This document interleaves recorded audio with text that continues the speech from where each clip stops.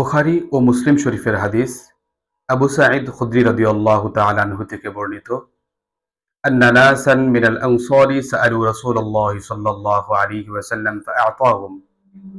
আনসারীদের কিছু লোক রাসূলের কাছে কিছু চাইল, রাসূল দান করলেন।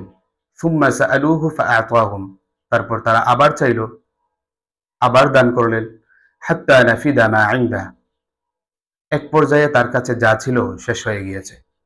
ফাকালা লাহুম হিনা আনফাকা কুল্লা শাইইন বিয়াদিহি, তার কাছে থাকা সবকিছুই যখন দান করে দিলেন, তখন তিনি তাদেরকে উদ্দেশ্য করে বললেন, মা ইয়াকুন ইনদি মিন খাইরিন ফালাম আদাখিরাহু আনকুম, আমার কাছে কোনো সম্পদ থাকবে তোমাদেরকে না দিয়ে আমি স্টক করে রেখে দিব না, আমি মজুদ করে রেখে দিব না। আর শোনো, ওমান ইস্তাআফিফ ইউআফাহুল্লাহ, আর যে ব্যক্তি হাত পাতার কলঙ্ক থেকে বাঁচতে চায়, আমি তাদেরকে কলঙ্ক মুক্ত রাখবো।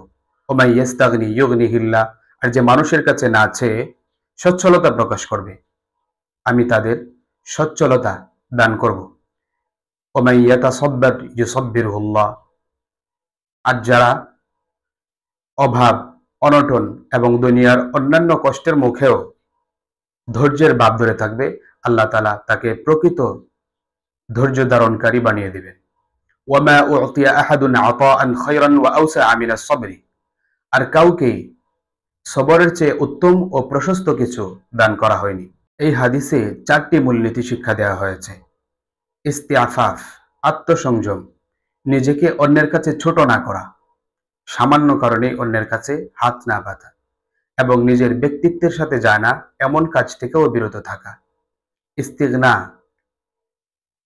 আত্মনির্ভরতা, নিজের সামর্থ্যে তুষ্ট থাকা, নিজের অভাব অনটন অন্যের কাছে না বলা। তাসাব্বুর, ধৈর্য ধারণের চেষ্টা,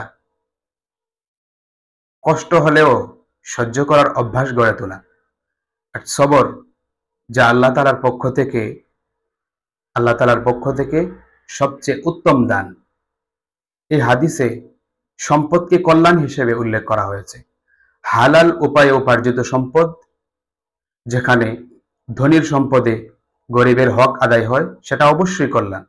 আল্লাহ তাআলা পবিত্র কোরআনে আমাদেরকে শিখিয়েছেন, রব্বানা আতিনা ফিদ দুনিয়া হাসানা ওয়া ফিল আখিরাতি হাসানা, হে আমাদের প্রতিপালক, আপনি আমাদেরকে দুনিয়াতে কল্যাণ দান করুন এবং পরকালেও কল্যাণ দান করুন।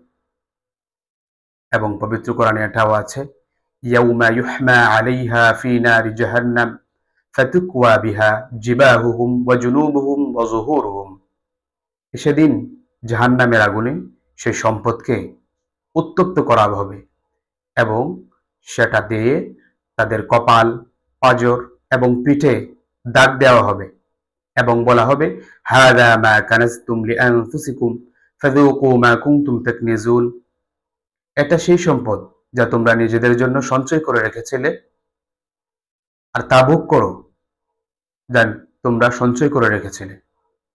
এবং আল্লাহ তাআলা পবিত্র কোরআনে বলেছেন, ওয়া'লামু আন্নামা আমওয়ালুকুম ওয়া আওলাদুকুম ফিতনা, আর তোমরা জেনে রাখো যে তোমাদের সম্পদ এবং তোমাদের সন্তান, এখানে সন্তানের কথা এসেছে, এ দুটো আল্লাহ তাআলার পক্ষ থেকে পরীক্ষা।